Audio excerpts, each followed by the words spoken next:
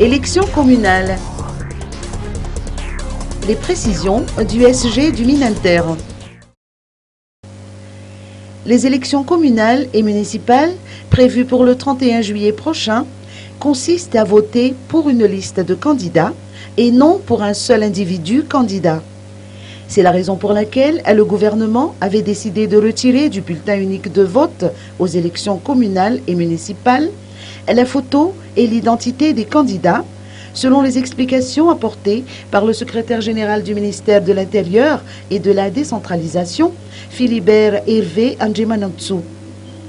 L'objectif en est de familiariser les électeurs à voter une idéologie et à ne pas se focaliser sur la physionomie d'un tel ou tel candidat. D'ailleurs, il a rappelé que le statut 2011-012 des partis politiques, dans son article 8, stipule que tout parti politique devrait être en possession d'un emblème et d'un logo. Seuls les logos et les couleurs seront alors autorisés à être portés sur le bulletin unique.